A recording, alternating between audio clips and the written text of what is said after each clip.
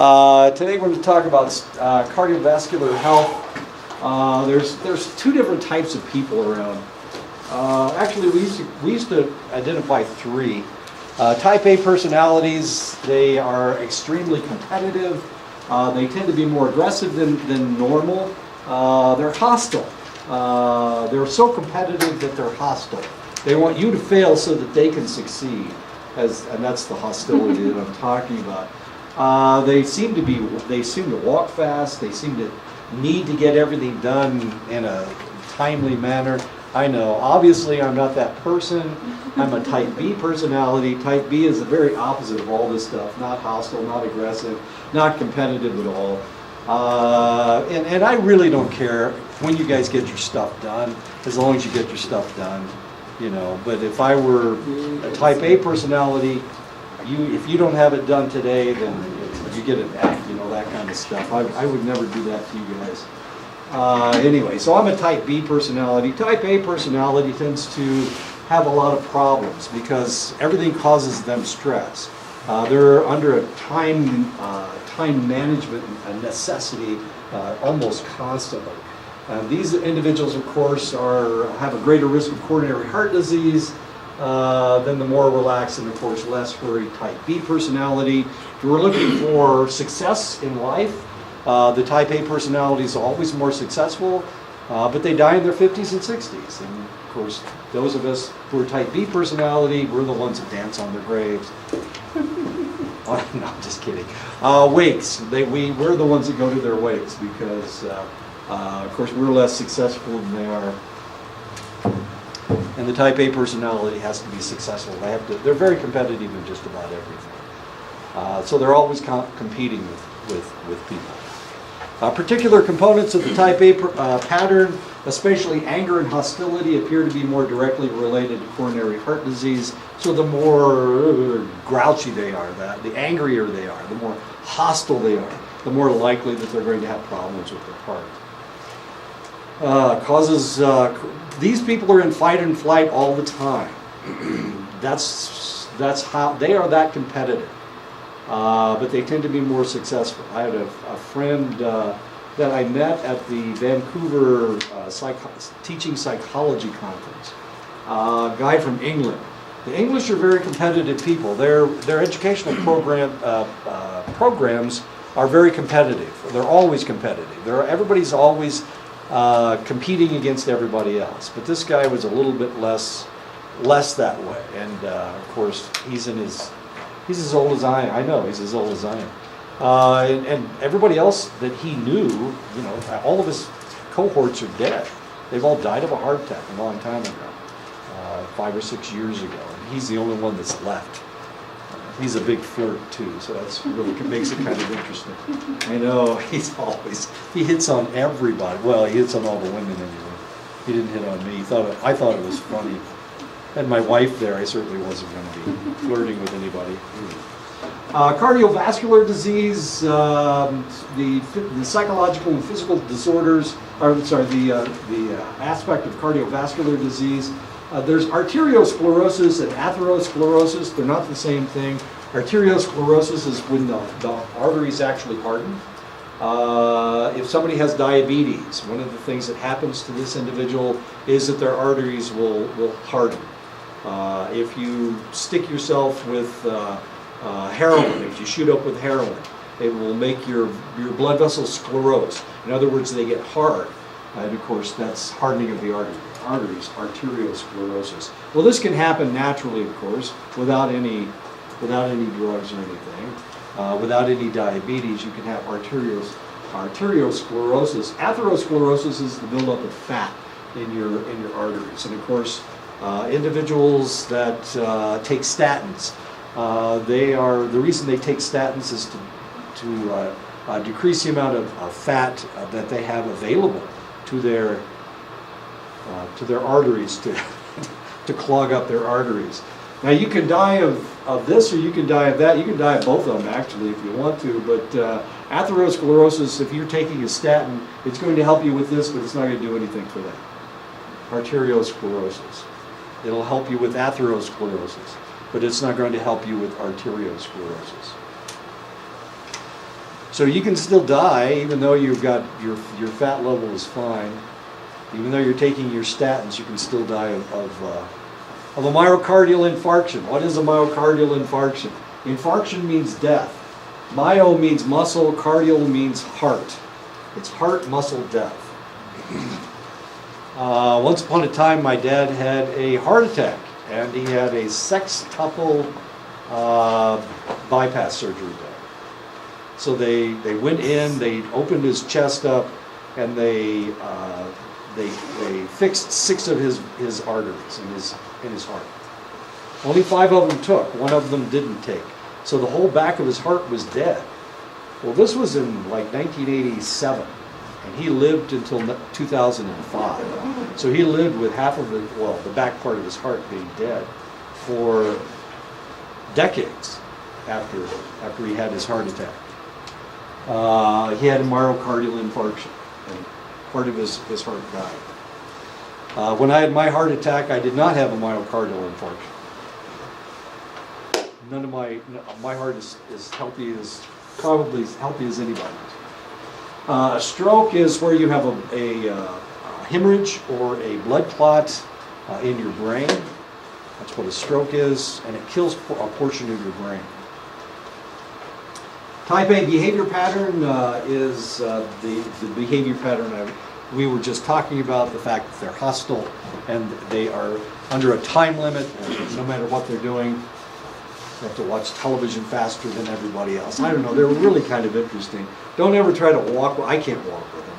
They go too fast. They walk too fast. Everything, they're in a hurry to get everywhere. And they have to get there right now. And by golly, if you're walking with them, you're just slowing them down. So you either speed up to their speed or get left behind. Social environmental stress, marital stress increases recurrent cardiovascular disease by 3 times. So marital stress is probably the most destructive stress that you can go through. And of course, it's happened to me a couple times. And so I should be dead. Cardiovascular disease, ethnicity, African Americans suffer from cardiovascular disease at over twice the level of American Indians, Hispanics, and Asian Americans. You guys are all lucky that you're not African American. And you're also lucky that you're not white, because they have the second highest rate of coronary heart disease of all the ethnicities. And I'm going to show you some demographics in just a second. So you guys are pretty lucky that you are of the ethnicity that you are. Anxious heart has to do with increasing the probability of having coronary heart disease. Anger and hostility, of course. Anxious heart is an individual that suffers from anxiety. They seem to be scared all the time. Anger and hostility, of course, that has to do with the type A personality.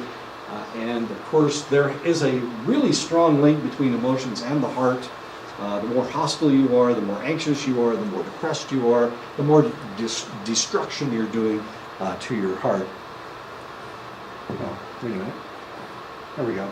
Okay, as you can see, the brown line is the non-Hispanic blacks, and as you can see, it's much higher for these individuals than anybody else. Number 2 is, of course, the fuchsia line, and that is white people, and everybody else, Cubans, Puerto Ricans, Mexican Americans. This doesn't have American Indians, and since it doesn't have American Indians, I added the second demographic. I thought I did. There it goes. Okay. As you can see, Hispanics and American Indians and Alaska Natives are all on just about the same line. The people that are the least likely to suffer from coronary heart disease are Asian Pacific Islanders. Why? What's with Asians? How come they get to live longer than everybody else? How come they don't get heart disease like everybody else does? What they eat fish.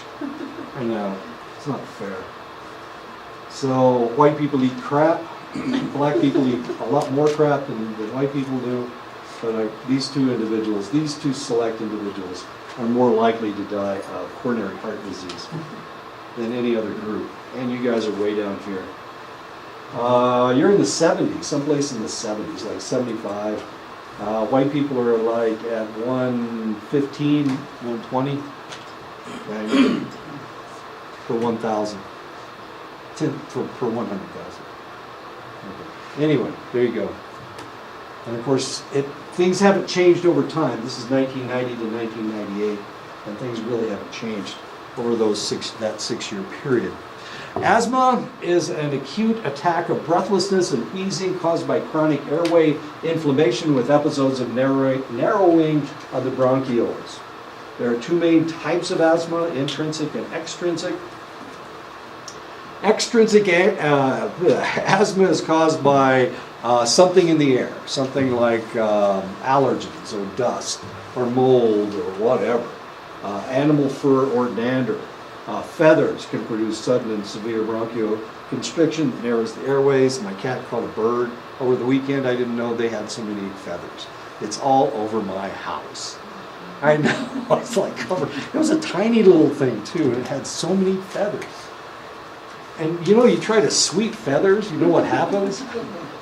They're airborne. Yeah, they're airborne. Suddenly I've got feathers all over the place. You have to catch them out of the air. It's like somebody crazy. Intrinsic asthma has to do with caused by frequent respiratory tract infections or stress. If a stressful home environment will cause intrinsic asthma. These individuals that suffer from this type of asthma, if you take them out of the home environment, a lot of times their asthma will go away.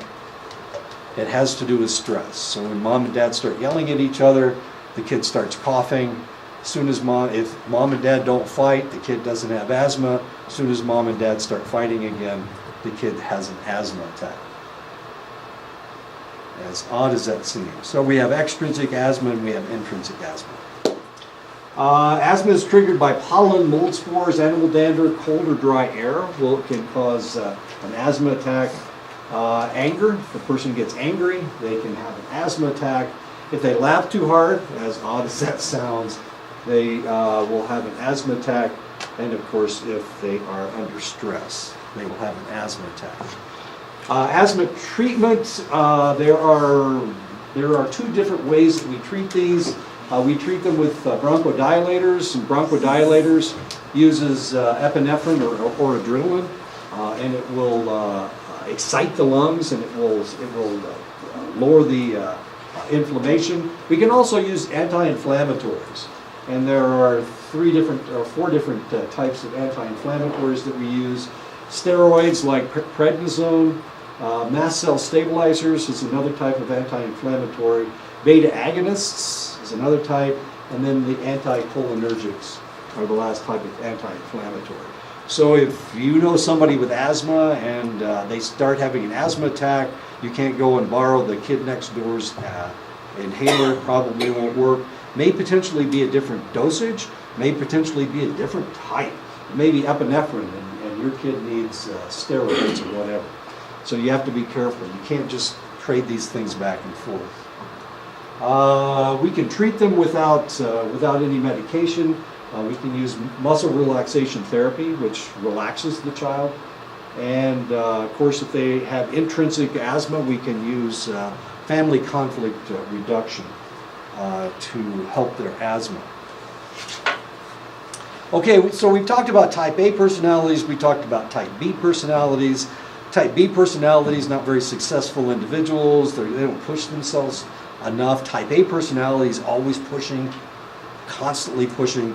There's a third type of personality that we used to talk about. We used to talk about a type C personality. That was an individual that was susceptible to cancer. Individuals that are susceptible to cancer, they tend to take cancer personally. It causes a great deal of stress in their life. Of course, the more stress that they feel, the less likely they will recover from the cancer. These individuals, the individuals that die from cancer, tend to feel helpless and hopeless, hopeless and helpless. I had a sister that died of cancer. She was a wimp. Can I say that? It's my sister, I can say she's a winner if I want. She was never physical. She hated physical exercise. She would never do any of that stuff. As soon as she contracted cancer, we were afraid that she was going to die. So my parents got together with some of her brothers. She hated her brothers. They got together with us, and we tried to get her to stay alive. We tried to tease her into staying alive. She was smarter than the rest of us. I admit she was smarter than the rest of us. And we were afraid that, of course, she was just going to knuckle under and let the cancer beat her. But she stayed alive for 5 years.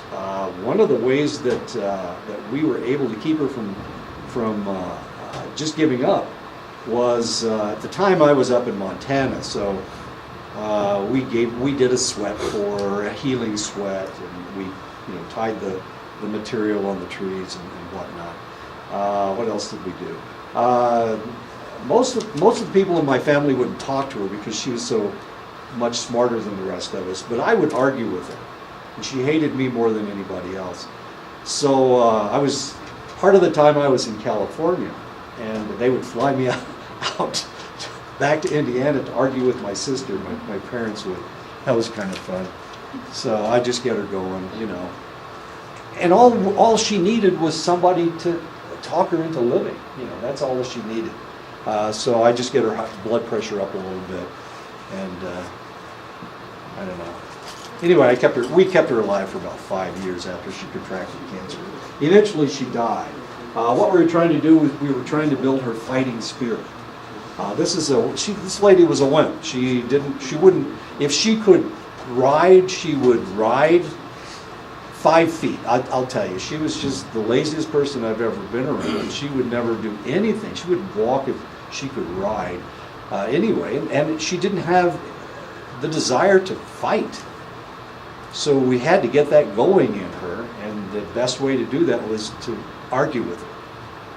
She was also a feminist. She was a feminist, so sometimes I just kind of pick at her a little bit. Anyway, we kept her going for about 5 years, and then eventually she did die from the cancer. The stronger your fighting spirit, the less likely that you will die of the cancer. The stronger your fighting spirit, the stronger your immune system. And it takes a strong immune system to fight off cancer. It really does. If you can catch the cancer before it metastasizes, then you're more likely to beat it. And of course, that takes fighting spirit. And that's the one thing that we're trying to get her to do. We sent her over to England. Of course, we're English.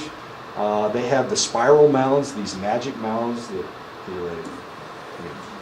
She went up to the top of the spiral mound. There's like 15 of them in Ireland and Scotland and England. And she went to all 15 of them. Kept her alive for 5 years. We'd do anything to help her. Anything we could. Anyway, eventually she died. Acquired immunodeficiency syndrome, AIDS. It's caused by the HIV virus. Actually, there's 2 of them. There's 2 viruses that cause AIDS. One of them is HIV. The other's HTLV3. HTLV3 was discovered by the French. And then we discovered in the United States HIV.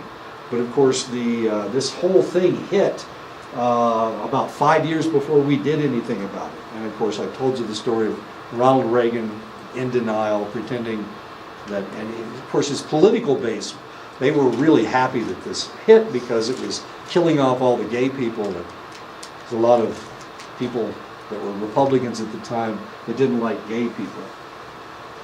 Anyway, so we didn't start working on it for about 5 years. Now the problem is, of course, as I've told you before, I ruptured my spleen in 1985.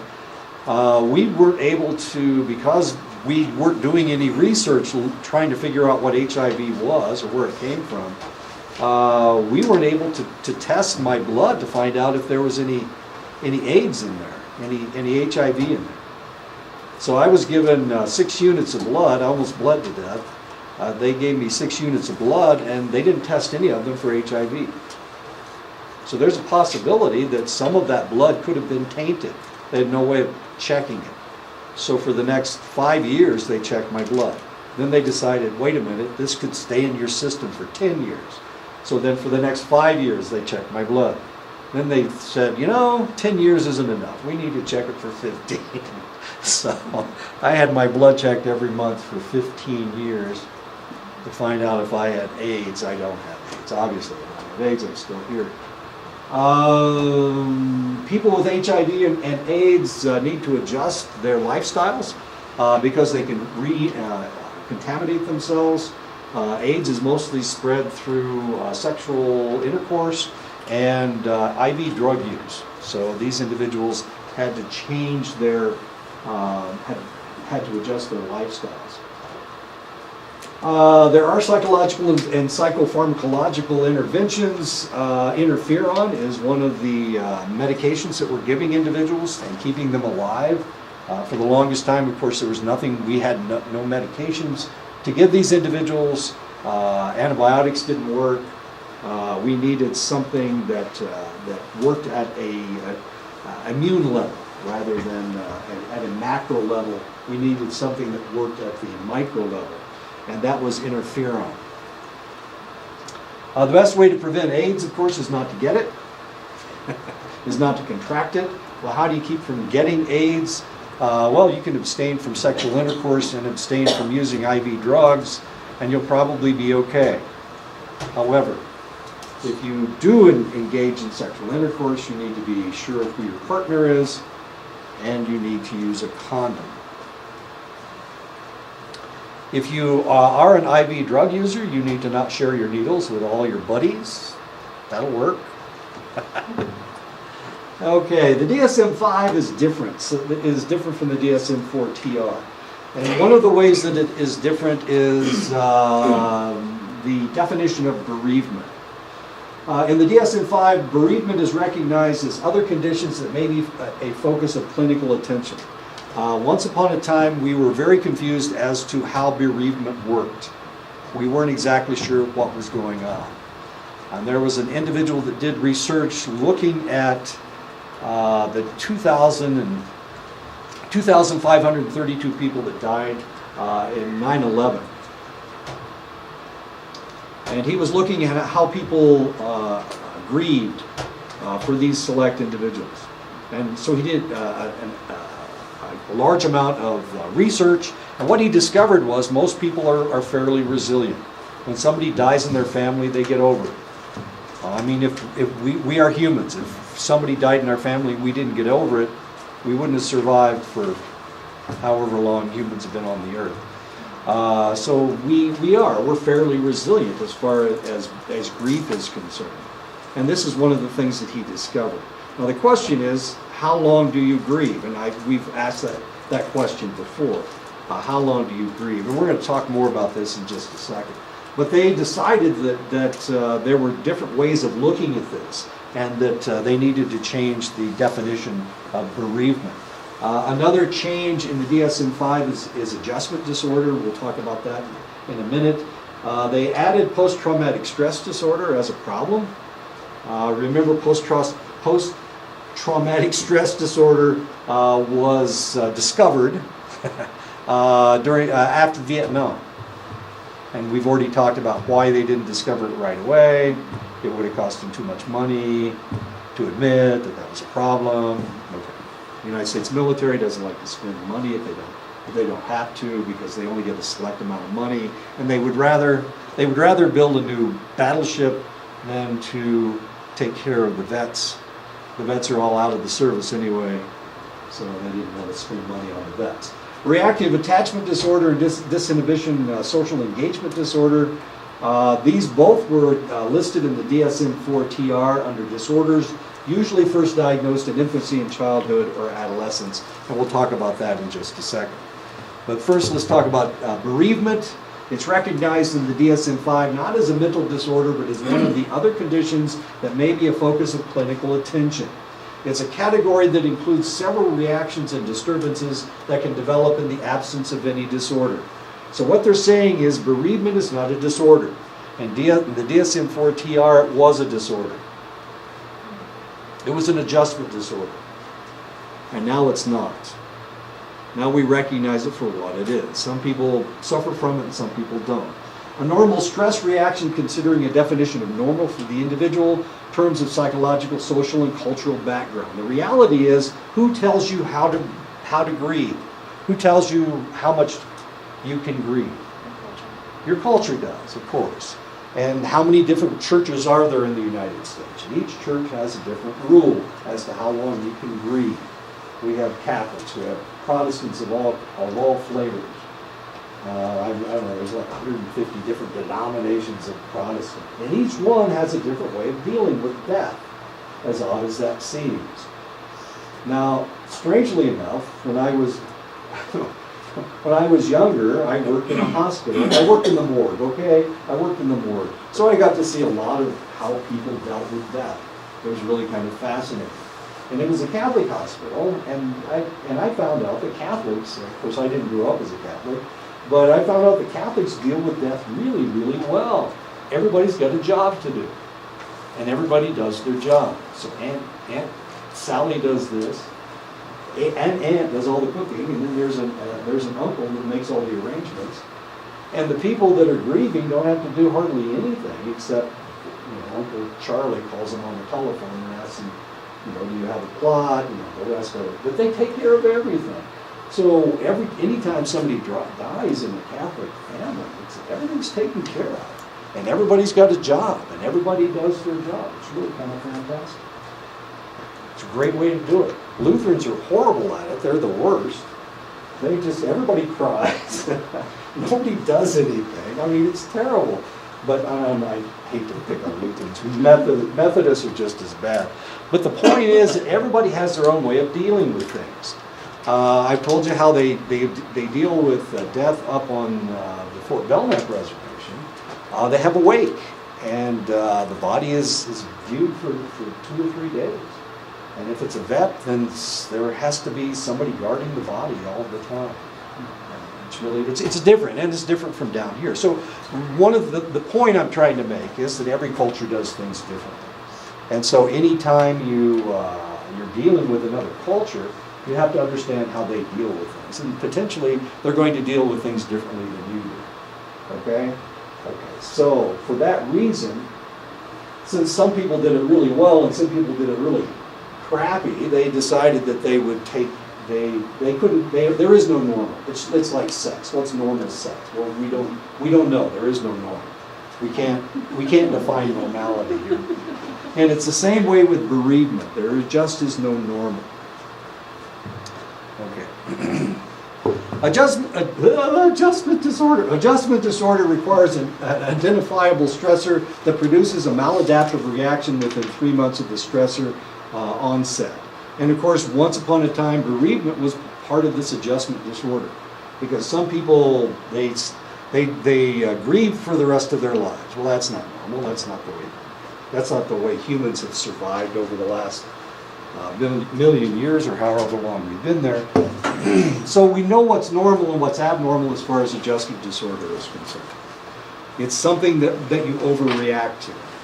Bereavement is explicitly excluded from this consideration. So if someone goes into depression for an extended length of time after somebody has died, they consider it an adjustment disorder.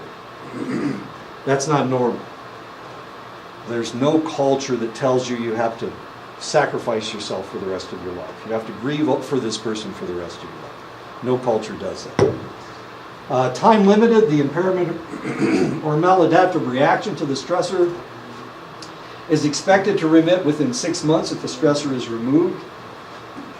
And if it doesn't, now we got a problem. Now it's an adjustment disorder. Only the reactions that are in excess of normal reactions qualify to the diagnosis, and the dysfunction may manifest as depressed mood, anxiety, disturbance of conduct, or a combination of these symptoms. And that's an adjustment disorder. This is an individual that is overreacting to a stressor. What am I thinking? World Trade Center, 9/11. How long do you worry about terrorists flying an airplane into your building? How long? Were you guys worried that they were going to fly an airplane into this building? Some Arab was going to jump on an airplane and fly it into your building? Is anybody worried about that? I was up in Montana. There's nothing taller than a 3-story something. They'd have a hard time finding a building to live. But there were still some people up there that were scared to death that the terrorists were going to attack. It's kind of odd, which I thought was kind of strange. But then again, I've been attacked by terrorists before. And I was blown up once, not up, but I was blown out, I guess. A couple times. Different terrorists with different types of bombs, I guess.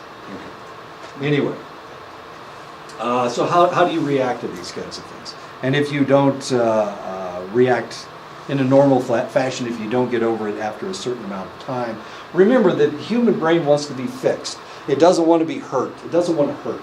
It doesn't want to be depressed. It doesn't want to have anxiety. It doesn't want to worry about things. And normally the human mind will forget bad things. And that's normal. Because that's the only way you can survive, is to forget about the bad stuff. Otherwise, you ruminate on the bad stuff. We were just talking about ruminating in health class. And the more you ruminate about it, of course, the more maladjusted you become.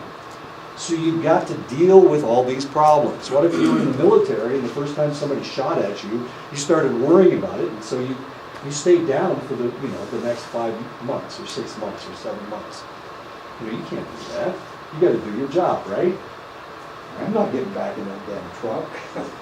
There's people shooting at me. I don't want to get shot at. That's silly. So you've got to allow yourself to adjust. The human brain doesn't want to be broken.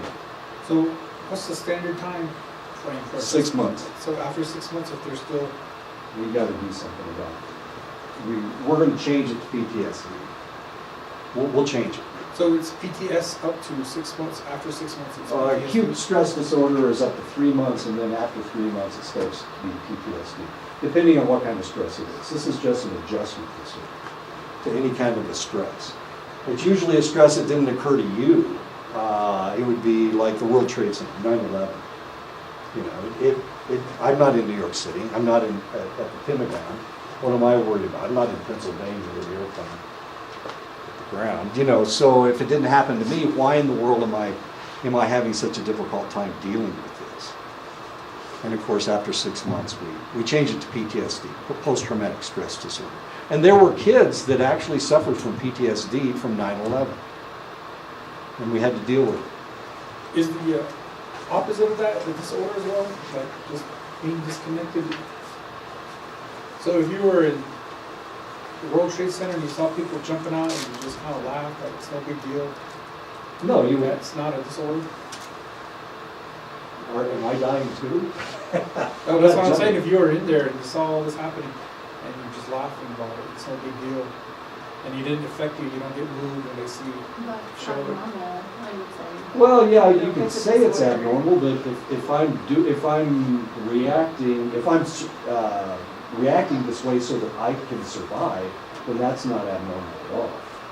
If it's not going to worry me. True, that could be just a stress response in the Yeah, moment. sure. Yeah, I've got to save myself. Mm-hmm. And so somebody else jumps, I don't worry about it. If you're in combat and the guy beside you gets shot, what do? Do I fall on the ground and start praying and start crying? No, I keep going because that's the way I was trained. That's what I was trained to do. Not to worry about that guy. No matter who it was. It could have been my best buddy. But it doesn't make any difference. I got to keep going. If I stop, I'm going to die. So I'm not going to do that. I'm not going to roll up in a little ball and pretend that it's not happening. But the people at 9/11 weren't conditioned, weren't soldiers. They were just... No, they weren't soldiers at all. That's the whole point. And some of these people reacted very poorly. Instead of saving themselves or doing everything that they could, they just stopped and freaked out, as it were. And then they died because both buildings came down. So what about people who acted out the opposite of self-preservation and sacrifice themselves for other people? Is that because of their training? Well, actually, they had the shooting On Wednesday. Oh, good. There were 3 teachers that saved children's lives and died saving other people's lives. That's normal. That's altruism. And that's normal. We wouldn't call them insane because they sacrificed themselves for their children. Isn't that their job? Isn't my job to protect you guys? So if a shooter came in here, wouldn't it be my job to confront the shooter and you guys? I think it would depend on who you ask. I don't know. I think that's my job. Don't tell me that's not my job. If they're shooting, okay, well, we won't go into that. But, yeah. Well, I guess what I'm trying to get around to is, Right. what I'm trying to understand is it self-preservation that makes it normal, or abnormal? The reasoning behind why someone is depressed or not depressed? Because I don't even know if that made. Well, I see what you're talking about. So is depression normal or is it abnormal? Well, it has to be abnormal because it causes people to malfunction. They don't function properly. So if you... So is it the inability to recover? Yeah, well, yeah, it would be, if you were depressed for 6 months, and the reason I'm depressed is because, I can't recover. Yeah, that's abnormal. A little bit of depression isn't that bad. So it's not the reaction to it, it's that you can't get out of it. You're stuck. It's the fact they can't get out of I it. get it. I mean, we all have the blues every once in a while. I have the blues this weekend. I had to fix that damn fence. I had to put my fence back together. And it just depressed me so much, but I'm okay now. You know, I was only depressed for a day. I watched, you know what I did? I watched Harry Potter on television. They had Harry Potter reflected on television that I watched for like 12 hours or 35. Like I haven't seen those shows 15 times. I was just trying to put putting that fence up. Damn it. I put it up yesterday. Don't worry, the dogs are okay. They're inside the fence. Adjustment disorders appear to be relatively common with prevalence rates between 5% and 20%. So a lot of people do not adjust to stress very well. So it happens all the time. In mental health outpatients and up to 50%, in mental health outpatients and up to 50% hospital psychiatric consultation settings, adjustment disorders are very common. And this is mainly the reason they're coming in, because they're not adjusting properly. They're not adjusting to whatever the stress is. Among adults, suicide is a significant risk, and this is a problem. And it's getting worse in that we've got people not only committing suicide, but they're grabbing a gun and they're shooting other people. And this is a serious problem. This is something we need to think about. That may be what happened on Wednesday. That may be what happened with the guy in Las Vegas. He decided he was going to die. It looked like he wasn't planning on dying, but he decided he was going to die, so he decided to take out all these other people with him. The guy in San Antonio, maybe it's the same thing. So they're not just committing suicide, they're grabbing their military weapons, stocking themselves with thousands of rounds of ammunition, and going and shooting people. This seems to be the new risk factor, and it's something brand new.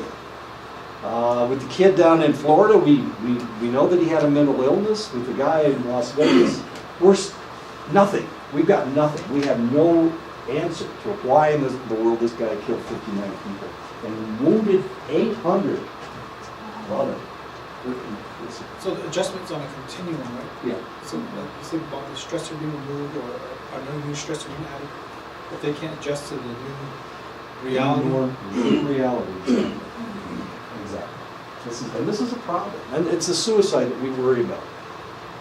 We worry about them killing themselves, but now we have to worry about them taking other people out with them. Innocence. The guy that shot up Las Vegas, who were the people that he killed? Well, one of them was a lady from Gallup. The 19-year-old that shot up the high school in Florida, almost all the kids that he shot were 14 and 15 years old. Had they done something to him? He's 19 and they're 14 and 15. He didn't even go to high school when these kids were there. I mean, he didn't shoot up the people that he knew in high school because these kids were freshmen and sophomores. And he was 19. He graduated. He got kicked out 2 years ago, I think. Anyway. So, suicide is a risk factor. Is it possible? It is possible that what appears to be an adjustment disorder is actually an early phase or mild form of an emerging major disorder. And of course, that is a problem. We can't diagnose them until that manifests itself. So this may be, the adjustment disorder may be the beginning of a major mental illness. The DSM-5 provides similar diagnostic criteria for related diagnosis of acute stress disorder, except that symptoms are less than 1 month in duration. So we have an adjustment disorder up to 6 months. Acute stress disorder lasts from the time of the stressor up to a month.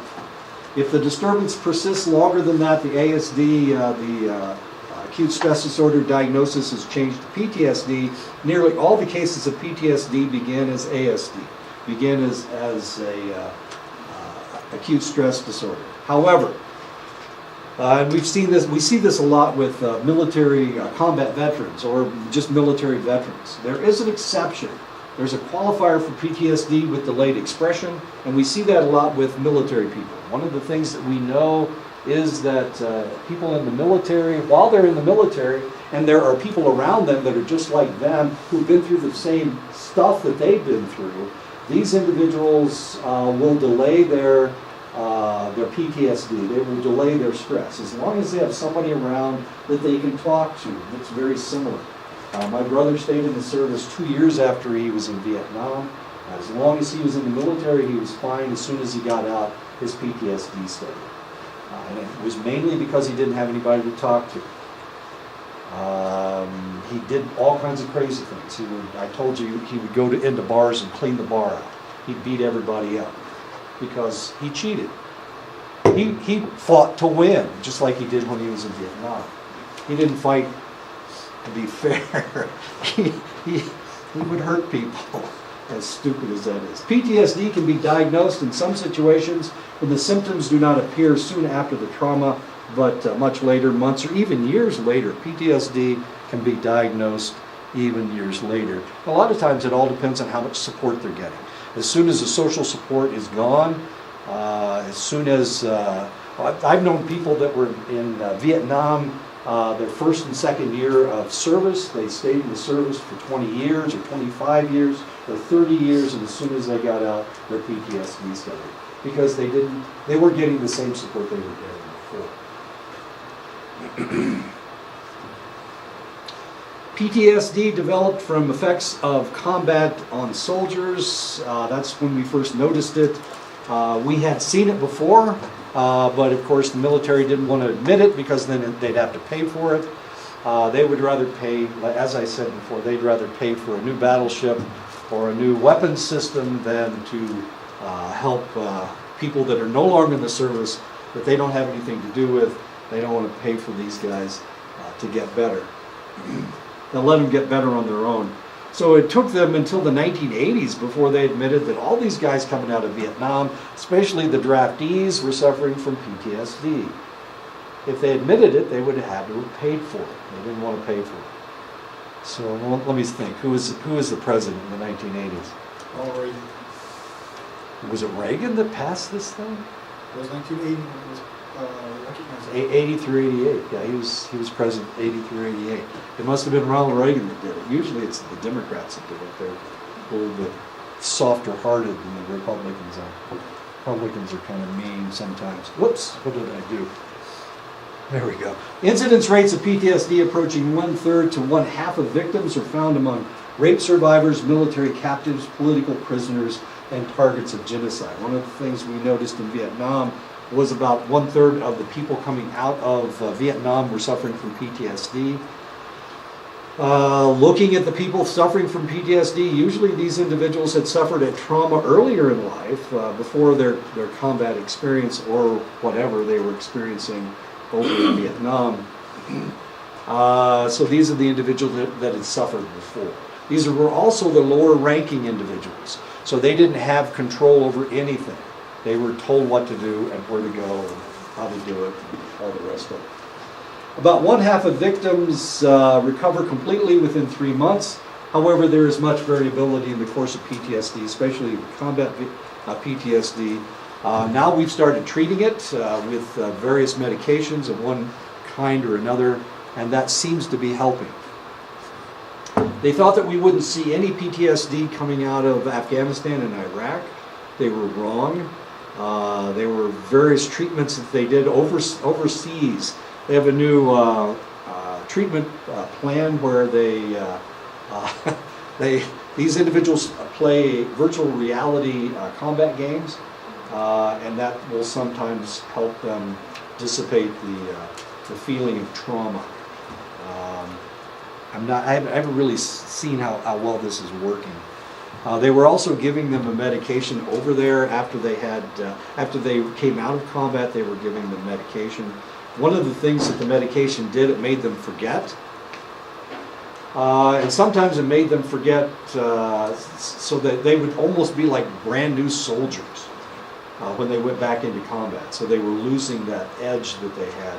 You know, the more combat you're in, the better you understand what's going to happen next. And so that was happening over there. So they lowered the dosage to see if it would work. It was really kind of fascinating. Okay. Minor tranquilizers such as benzodiazepines, which can impact sympathetic arousal, are not particularly effective as PTSD treatments. In the beginning, remember what happened during Vietnam? Well, you don't remember what was happening during Vietnam. But what was happening during Vietnam, the soldiers were going overseas, the wives were staying back home, and they were giving the wives a lot of benzodiazepines. They're giving them Valium and Librium. So that they wouldn't, send these horrible letters to their husbands, freaking the husbands out. Oh my God, I can't stand it that you're gone. I miss you so much. That kind of stuff. They didn't want that to happen, so they're giving them a lot of Librium and Valium. Well, when the guys came back, they tried to do the same thing with the guys. Give them Librium and Valium. That ought to work. Well, it didn't work at all. Benzodiazepines do not work on PTSD. Even though they were juicing them up real heavy, fairly heavy. So the individual suffering from PTSD, they called it an anxiety disorder, and they started treating them with benzodiazepines. Of course, it was PTSD, and it didn't work at all. The tricyclic antidepressants and selective serotonin reuptake inhibitors, such as also known as SSRIs, such as Zoloft and Paxil, have received stronger support, with the latter being the current medications of choice for both ASD and PTSD. In other words, we try to control your depression level by increasing your serotonin level. Discontinuation rates of pharmacological treatments are higher than those for cognitive behavioral therapy.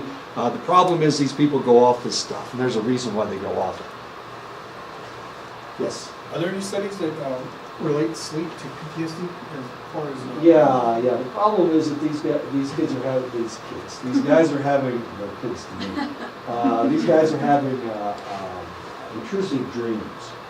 So they don't want to go to sleep because they're having dreams right after they fall asleep. In delta wave sleep, they're having these intrusive dreams about combat, and so they didn't like that. It's like going through combat again. So they started giving them Desiril, Trazodone, and that was working because it made them jump over the delta wave sleep. So they only started dreaming in REM sleep that didn't have anything to do with reality.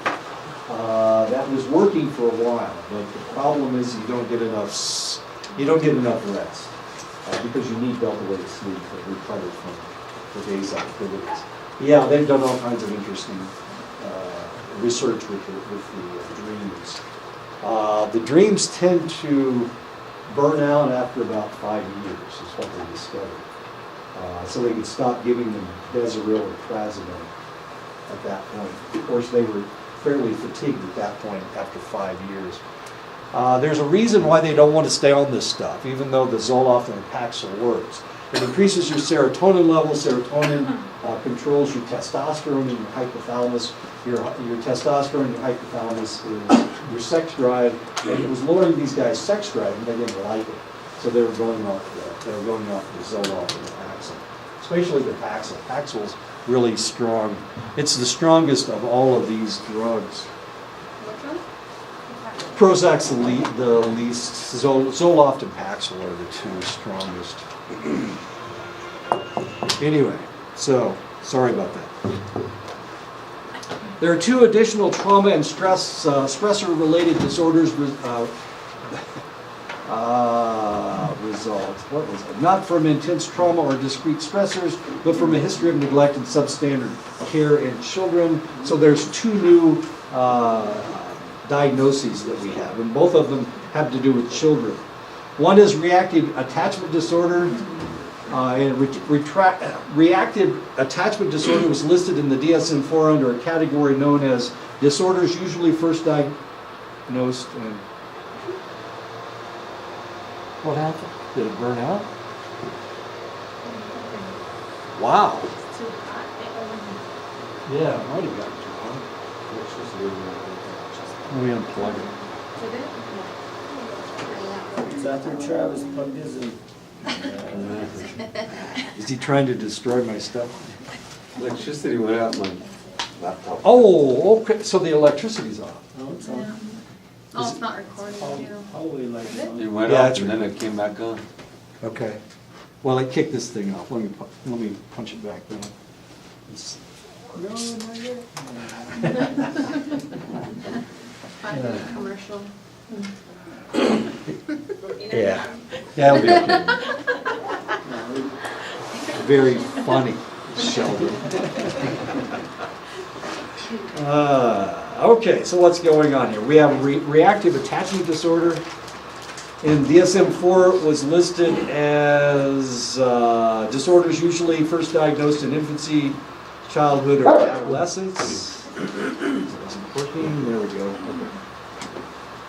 But it was relocated to the stress-related disorders in the DSM-5 and expanded to include a second condition, disinhibition social engagement disorder. As odd as that seems. Snow? Okay. We'll see ya. That looks like a fun kid, doesn't it? Children with reactive attachment disorder are presumed to have grossly disturbed internal working models of relationships that may lead to interpersonal and behavioral difficulties in later life. I know I haven't sent this thing around yet. Come on, get in the film. No, I don't want anybody to see me. Sorry. Okay, so they don't understand what a normal relationship is, and they refer to it as reactive attachment disorder. The problem is, of course, this happens a lot to individuals who have parents that are crackheads. If you know anything about crystal meth, it doesn't make you want to hug people. It makes you want to hide in your room and smoke more crystal meth. Doesn't make good parents out of anybody. So a child from that kind of a relationship, of course, would potentially not understand what attachment is. And of course, it leads to situations where they suffer from conduct disorder, oppositional, defiant disorder, and whatnot. The DSM-4 parlance, this symptom presentation was considered the inhibited subtype of the reactive attachment disorder. This is a relatively rare condition. Normally, kids want to be loved. They want to, they want people to treat them well, and for that reason, of course, they act as they need to in order for people to want to be around them. So this isn't very common. It's actually not that common. Even among severely neglected children, they only saw this in about 10% of the cases. Children are fairly resilient, And children know that the nicer they are to people, the nicer the people will be to them. And that's really what they're looking for. So we only see this in a select percentage of people. One of the things we haven't discovered yet is what happens to these individuals when they get older. Potentially they turn into individuals suffering from antisocial personality disorder. So they're fairly negative for the rest of their lives.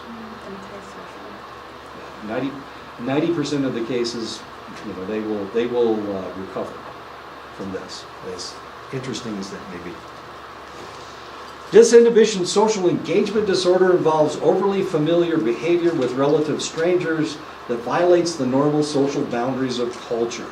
Now this is a tough one. If you didn't know somebody or if you didn't know a little kid and they came up and gave you a hug, would that be normal or would that be abnormal? You don't know this kid from Adam, and they come up and give you a hug. What do you think? Normal or abnormal? It's a little strange, isn't it? This happened to me one time. I was working in a pediatrics clinic in Virginia, and this child, I just drawn this kid's blood. You would have thought she would have hated me. But afterwards, she came up and gave me a big hug, and it wouldn't have been so bad, except I wasn't expecting it. And I'm kind of standing there, and this kid comes up, and she puts her head right in my crotch, and I'm going, this isn't right.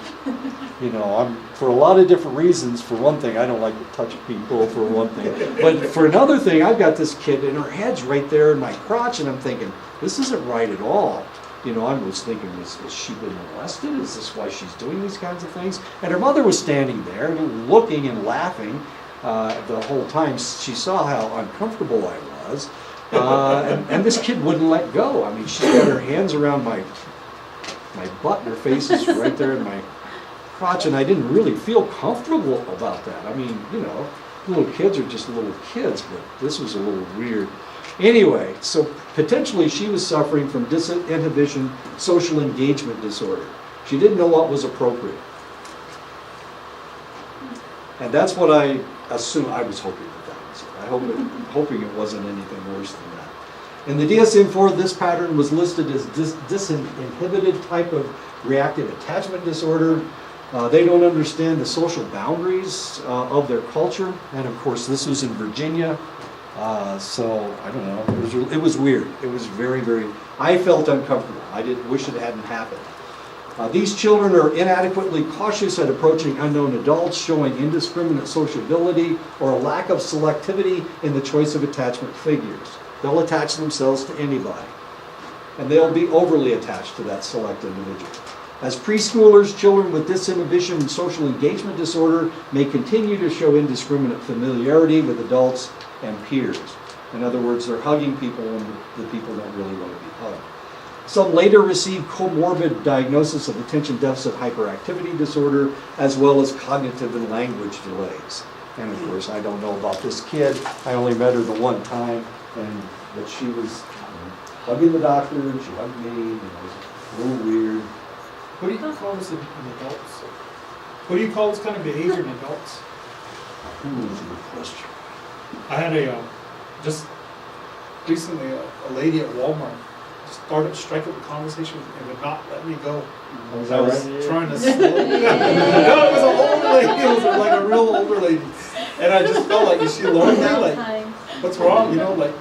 But she just kept going on, and I had to slowly go around the corner, and as I went around the corner and lost eyesight, she kept talking.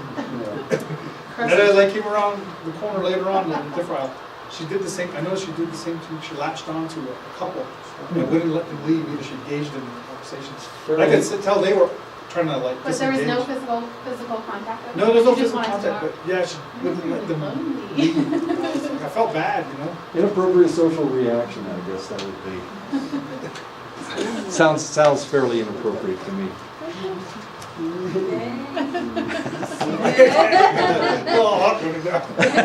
It's awkward. It doesn't feel I right. feel your pain now.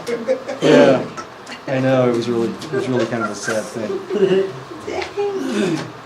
Okay, that's chapter 4, I think. Right? 5. 5. That's chapter 5.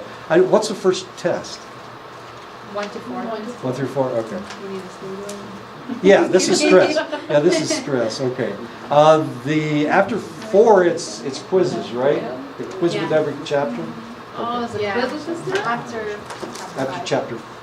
Chapter 5. Isn't it?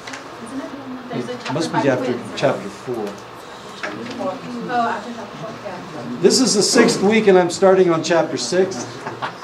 I'm so good. Wow, I'm just right there. Okay. Chapter 6 deals with anxiety and obsessive compulsive disorder, as much fun as that is. So we're going to talk about anxiety. Anxiety symptoms occur quite frequently in the United States. It is the most common problem we have in the United States. The category of anxiety and obsessive compulsive disorders comprises the most common of the DSM-5 diagnoses, with lifetime prevalence rates of over 28% of the population. So if you've never suffered from anxiety and you've never suffered from obsessive compulsive disorder, you're 2 out of every 3 people in the United States. Right? If you've never suffered from it. If you do suffer from anxiety, you're 1 out of every 3 people. So we could go around the room and there's what? 5 of us that have either anxiety or obsessive compulsive disorder. In the DSM-4, obsessive compulsive disorder was included in the anxiety disorders classification. It's got its own classification there. In the DSM-5, anxiety disorders and obsessive compulsive and related disorders are now 2 separate classifications, and there you go.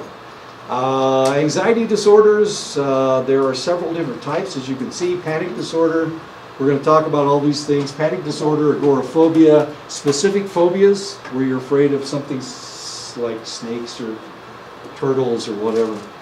Social anxiety phobia, it used to be called social phobia. Generalized anxiety disorder, separation anxiety disorder, selective mutism, which is always fun, and other anxiety disorders. There you go, I know. Yeah, selective mutism. The DSM-5 classifies the different anxiety disorders in part based on the occurrence of certain components of the anxiety symptom complex. 2 such components are panic attacks and agoraphobia. Agoraphobia is where you're afraid to leave your house. Agoraphobia. Agora means marketplace. Phobia means fear of the marketplace, as strange as that may seem. So it's a Latin term. Many of the anxiety disorders in the DSM-5 involve 1 or both of these components, but all involve intensely uncomfortable fear or anxiety as the main presenting symptom. Fear and anxiety. Don't let me forget to give you, I got a test for you. Edison, I've got a test for you, so don't let me forget. Yeah. This is Bob. Bob is a 22-year-old carpenter. He has been referred to a psychiatric outpatient unit. During the initial interview, Bob is visibly distressed. He appears tense, worried, and frightened. He sits on the edge of his chair, tapping his foot and fidgeting with a pencil. It has been an awful month. This is what Bob is saying. I can't seem to do anything. I don't know if I'm coming or going. I'm afraid I am going crazy or something. And this is what the doctor says back to him. What makes you think that, Bob? I can't concentrate. I start to do something and then forget what I'm doing. My heart races. I get dizzy. What are you thinking when you feel like this? I think my heart is going to explode. My head is swimming. My ears are ringing. I must be dying. What happens then? The intense feeling goes away, but leaves me drained. The sweating and the racing heart. Ah! That's Bob. Bob is suffering from generalized anxiety disorder. Anxiety is another word for vague sense of being in danger. He doesn't know where it's coming from, but it's there. Anxiety features are much like Bob's symptoms: increase in breathing, muscular tension. The problem is that, yeah, you're breathing harder, but it's all shallow breathing. So you're not getting rid of your carbon dioxide. Muscular tension, of course, perspiration, and feeling of fear. And that's generalized anxiety disorder. Anxiety is actually crucial in the survival of humankind. We need anxiety. It's a good thing. When confronted with a danger, anxiety prepares the individual to fight or flee. Do what you need to do. The anthropologic man who did not have a proper level of anxiety ended up as some lion's lunch. You don't run away, the lion catches you and eats you. And therefore they dropped out of the gene pool. So the guy that didn't react properly, didn't have enough anxiety, eventually would drop out of the gene pool. At one point, I don't know if you have noticed how strong and powerful we are as humans, but unless we've got a gun, we can't fight off that lion. It's really tough for us to fight them off. We can't scratch them. They're stronger than we are. They're faster than we are. They have sharper teeth than we do. How in the world are we ever going to fight them off? So we need to have anxiety in order to run away. On the other hand, the man who would flee at any confrontation probably wasn't very popular with the ladies, and he was scared out of the gene pool. So we have a select amount of anxiety that we need. The people that didn't react properly, the people that were too scared, or the people that weren't scared enough, all those people fell out of the gene pool. So for that reason, we all have about the same level of anxiety. And that may be one of the reasons why 1/3 of the population in the United States will suffer from anxiety sometime in their lifetime. Because it's normal. And we need to be anxious. So should we be scared about school shootings? There was one up in Aztec, right? Were 2 people killed up there? Now there's been one down in Florida, just south of Fort Lauderdale. I'm sorry, just north of Fort Lauderdale, just south of Boca Raton. My daughter used to teach high school in Boca Raton. She used to play volleyball against the kids at Douglas, where the 17 kids were killed. My grandson went down there this weekend. As a matter of fact, he's flying down right now. He's flying back right now. Should I be scared that something's going to happen to my grandson? My grandson flew out of Fort Lauderdale. About 2 years ago, they had a shooting in the airport at Fort Lauderdale. Should I be afraid? Should I be anxious for my grandson? Should I worry about that? Should I? Thanks, Doris. Well, it's just what I need. You said I should be scared. Maybe I should be scared. I should be scared. Yes. I should be scared. For my grandson, he's fine.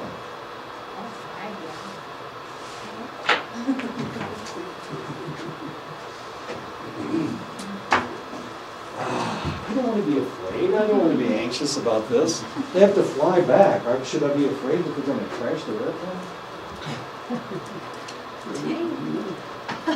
You're not supposed to think that. I know I'm not supposed to think that. Exactly. That's the whole point. Okay. Anyway, okay. So we have just about the right amount of anxiety that we're supposed to have. We're kind of like Goldilocks. Remember, she ate the porridge that was just right. She slept in the bed that was just right. Anxiety has to be just right. Anxiety disorders are the most common mental disorders in the United States. In any given year, 19% of the population will suffer some form of anxiety disorder. There are 6 different categories. The disorder costs the country in the neighborhood of $42 billion a year. In lost productivity, lost wages, and increased healthcare costs. Anxiety disorders are often paired with other disorders. The comorbidity rate of anxiety is 81%. So what in the world can we pair with anxiety? Depression. Depression, usually. of course, yeah. Depression and anxiety. Usually a lot of times when you're depressed, you're anxious. And what's causing your depression? It's your anxiety that's causing your depression.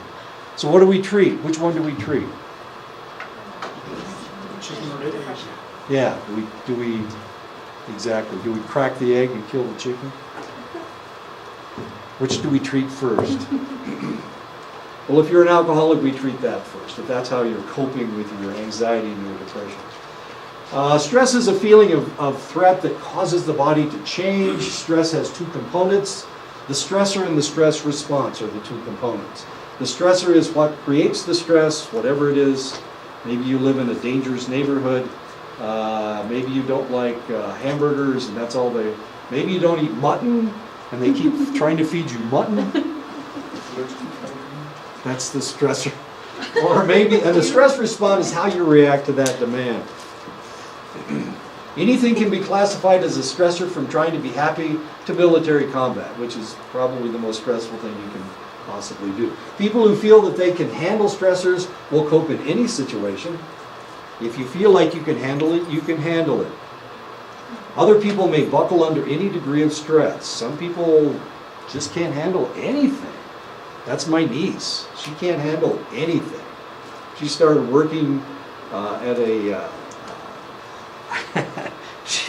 she was trying to take care of a housing development, and she couldn't handle it. She couldn't mow the lawn. It was too stressful. Oh my God, it was too stressful. Mowing the lawn is so stressful. My goodness. And other people, they can handle just about anything. Car breaks down. What the hell? you just handle it, don't you? What are you going to do? You know, I was worried to death that I wasn't going to get here in time. So I left 2 days early to come back to work. And I got about 150 miles down the road and my car broke down. Of course, this is a Friday, right? So they couldn't even ask for a part until Monday, right? Man, I was planning on being here early and they couldn't even talk about getting a part until the day I was supposed to be here. How stressful is that? It's okay. It wasn't that big a deal. Everybody survived. I know. Yeah, so I needed to be here, what, 4 days early? What the hell?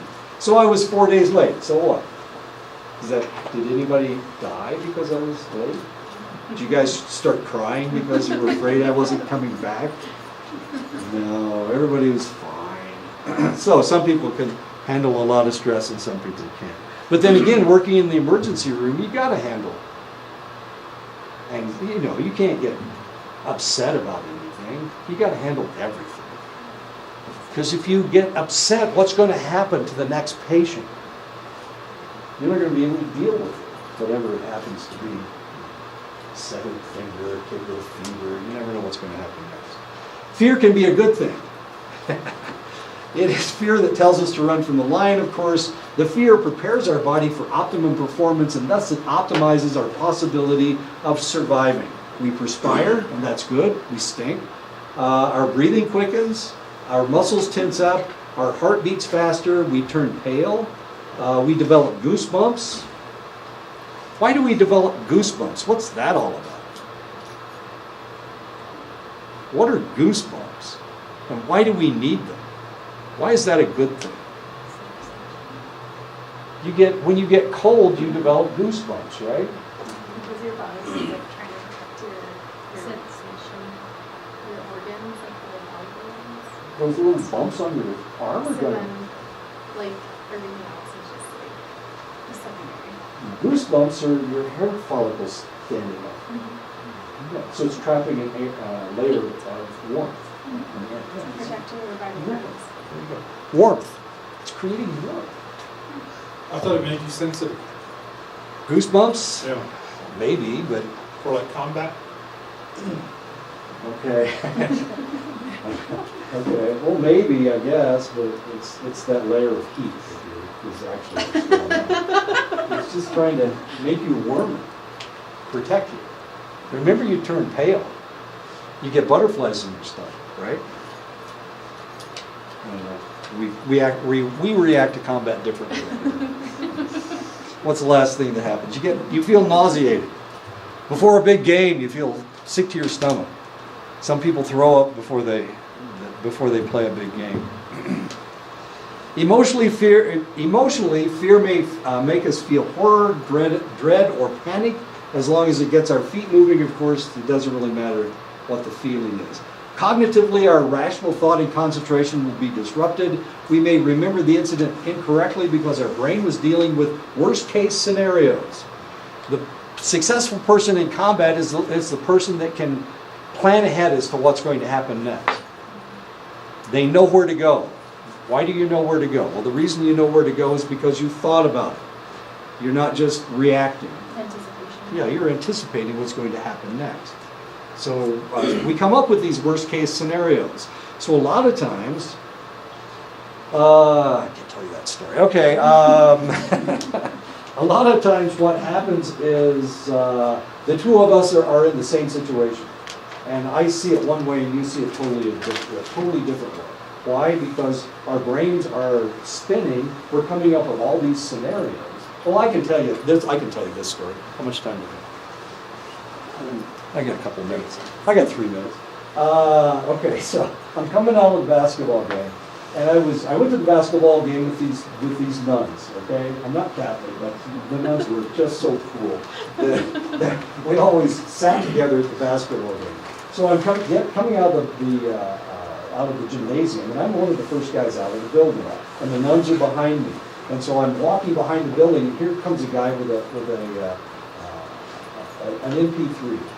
No, wait a minute, that's an M5 machine gun. So he's got an M5 machine gun. And he's coming out of the shadows, and he's got this M5 machine gun. He's holding it with one hand, and then he grabs it with his other hand. So I see him, and he hasn't looked at me yet. And so I'm thinking, wait a minute, he's coming toward all these people that are coming out of the basketball game. What am I going to do next? Or what do you do next? This guy's got a machine gun, or a machine pistol. What do? The nuns are behind me. I don't know if the nuns. Nobody wants the nuns to get hurt. Everybody's coming out of the basketball game, so what am I going to do? This guy's got a machine gun. What do I do? Did you tackle him? He's too far away. Is this before the Brady bill was passed or after?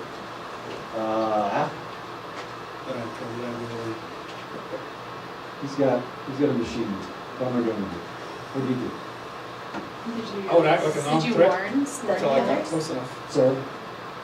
Yeah, a lot of answers. What? What did you say? Non-threat? Oh, I said, did you warn the others? Like, Well, how am I going to warn the others? I mean, Scream. Well, yeah.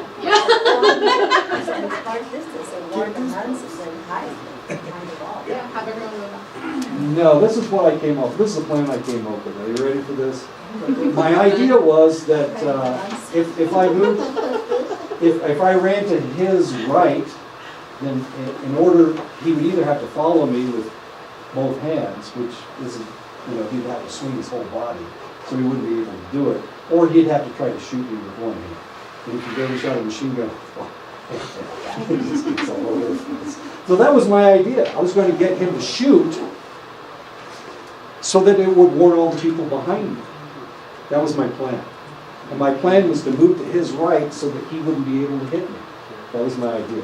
Then I was going to go behind all the cars, circle around behind him, and jump him from behind. That was my idea. What did you do? I'm But sorry. is that what you did? He was coming out of the shadows, and he had a machine gun. How much time did we have? Oh, it's about time. It turned out that it wasn't a machine gun at all. It was a Nerf gun. But he had it painted like a real gun, Oh my so it looked like a real gun. It turned out to be nothing. But I had a plan, and I came up with that plan that quick.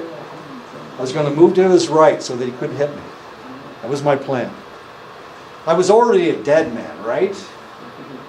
I was already a dead man. If he really had a machine gun, I was going to be the first guy he killed, right? So I was going to make sure that he warned everybody. I wasn't going to let him get away with shooting all those people. Anyway, nothing happened. Don't worry. Nobody got shot. It was a Nerf gun.